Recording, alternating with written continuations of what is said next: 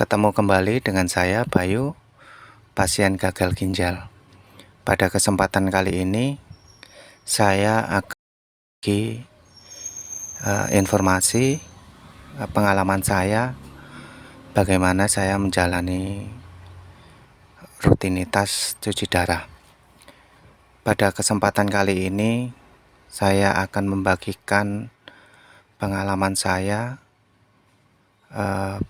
bagaimana pasien cuci darah itu sering mengalami sesak napas. Setelah saya menjalani cuci darah hampir 6 tahun ini, ternyata sesak napas itu disebabkan oleh beberapa sebab. Dalam video pertama ini saya akan membagikan sebab yang pertama itu dikarenakan adanya penumpukan cairan. Penumpukan cairan pada pasien gagal ginjal ditandai dengan adanya bengkak di bagian tubuh. Kalau saya bengkaknya di bagian tangan. Saya kemarin bengkaknya di bagian tangan sebelah kanan. Ada juga teman-teman pasien lain itu bengkaknya di bagian perut. Ada yang di bagian kaki, ada yang di bagian muka. Ciri-cirinya sesak yang disebabkan oleh penumpukan cairan, salah satunya adalah adanya pembengkakan di bagian dari tubuh kita. Yang kedua, pada saat kita tidur itu akan sesak, akan terasa lebih sesak.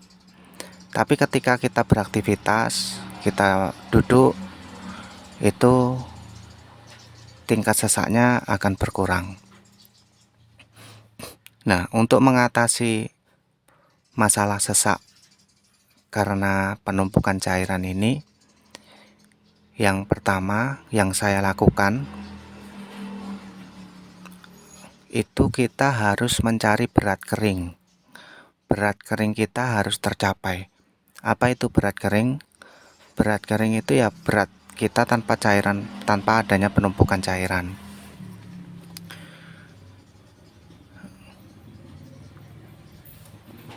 Nah, cara menyiasatinya itu ketika kita cuci darah kan ada waktu panjang dan waktu pendek.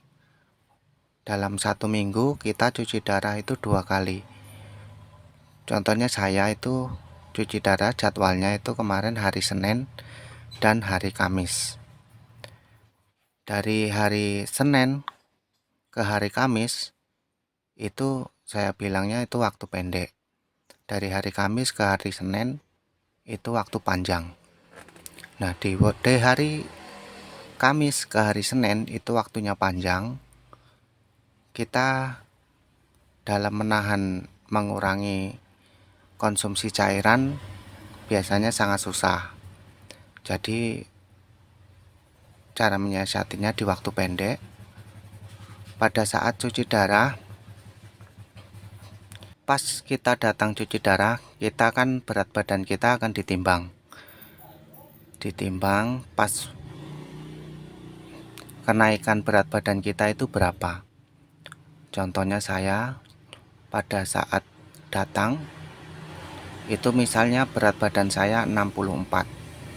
Ketika pulang kemarin ketika pulang cuci darah sebelumnya, misalnya cuci darah hari Senin, itu berat badan saya waktu pulang 62. Ketika datang di hari Kamis mau cuci darah itu ditimbang lagi, itu misalnya berat badan saya 64. Jadi ada kenaikan berat badan 2 kilo. Nah, berat yang di hari Senin itu kan 62. Nah, saya akan koreksi apakah di berat 62 itu di bagian tubuh saya masih ada endapan atau ada sesak enggak. Kalau misalnya ada sesak atau ada penumpukan cairan, maka kenaikan 2 kilo ini akan saya tambah. Saya tambah misalnya saya turunkan secara bertahap. Bertahapnya misal 1 kilo atau setengah kilo. Jadi kalau mau saya turunkan setengah kilo, jadi dari kenaikan 2 kilo saya tambah setengah kilo, Jadi saya anggap kenaikan berat badan saya menjadi 2,5 kilo. 2,5 kilo ditambah kompensasi untuk penarikan di mesin cuci darah. Biasanya saya 0,5 sampai 0,7 kilo. Berarti 2,5 kilo kalau saya tambah 0,7 berarti 3,2. Berarti saya akan menarik di hari Kamis 3,2. Seperti itu. Itu akan dilakukan secara bertahap ya teman-teman. Karena masing-masing pasien itu tingkat kemampuan penarikan cairan itu berbeda-beda. Jadi kita bertahap mulai dari 0,5 kilo, minggu depannya kita koreksi lagi di berat kering. Kalau berat kering kita 62 masih ada pembengkakan, berarti berat kering kita harus diturunkan lagi. Turunkan lagi menjadi 61,5. Kalau masih ada lagi, turunkan lagi menjadi 60. Kalau ada lagi, turunkan lagi menjadi 61,5. Nah, turunkan secara bertahap setengah kilo seperti itu. Jadi untuk waktu yang panjang di hari Senin yang cuci darahnya dari hari Kamis ke hari Senin itu kan panjang. Biasanya kenaikan berat badannya itu lebih tinggi. Nah, untuk menyiasati lebih tinggi ini ya kita nggak bisa akan menarik yang untuk menurunkan berat kering. Jadi untuk menyiasatinya ya seperti itu.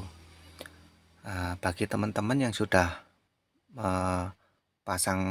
menggunakan akses cuci darah Shimino, itu bisa tonton video saya bagaimana cara mengurangi endapan cairan supaya kita bisa mengkonsumsi air lebih banyak.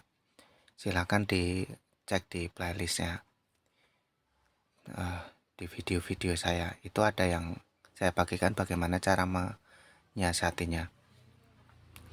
Jadi pentingnya itu berat kering itu harus tercapai. Ciri-cirinya berat kering tercapai sudah tidak ada endapan. Terus waktu kita cuci darah biasanya akan terjadi kram. Kalau berat kering saya kemarin misalnya 62, saya coba tarik turunkan lagi menjadi 61,5, tapi nggak bisa, kram. Berarti itu sudah tercapai berat kering saya. Waktu cuci darah terjadi kram itu berarti berat keringnya sudah tercapai. Itu tips yang pengalaman saya yang saya bagikan ke teman-teman. Bagaimana pasien cuci darah itu sering mengalami sesak. Salah satunya sesaknya disebabkan oleh penumpukan cairan. Ciri-cirinya itu adanya endapan cairan di bagian tubuh, ada pembengkakan. Bisa di tangan, di perut, di muka, ataupun di kaki. Kedua, ketika kita tidur, itu akan sesak. Ketika kita bangun, sesaknya mulai berkurang. Berarti itu sesaknya disebabkan oleh cairan. Untuk pasien cuci darah memang ada beberapa yang disebabkan penyebab sesak. Untuk video kali ini saya bagikan penyebab sesak karena penumpukan cairan dan cara mengatasinya. Semoga berguna bagi teman-teman pasien cuci darah. Terima kasih.